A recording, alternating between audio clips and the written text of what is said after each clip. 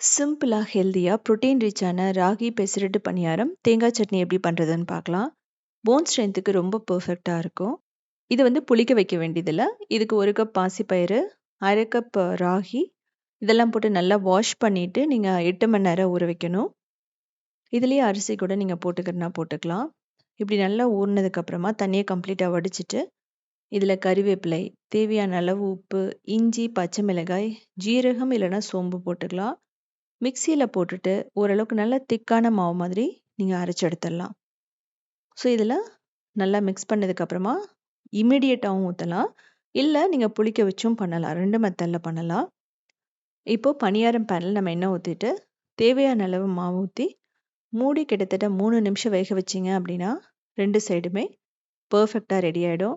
Oil வந்து ஒரே 1 teaspoon தான் உங்களுக்கு தேவைப்படும். தேங்காய் சட்னிக்கு தேங்காய், பச்சை மிளகாய், கருவேப்பிலை, பொட்டுக்கடலை, புளி, இஞ்சி, அதுக்கப்புறம் உப்பு, அவ்வளோதான். சூப்பராக ரெடி ஆகிடும். தாளிக்கணும்னு அவசியமே இல்லை. வெயிட் லாஸ் அப்படின்னு போகும்போது ரைஸ் இல்லாமல் சாப்பிடும்போது உங்களுக்கு ரொம்ப ரொம்ப யூஸ்ஃபுல்லாக இருக்கும். ஸோ என்னோட டீட்டெயில் வீடியோ உத்தமி கிச்சனில் இருக்கும்.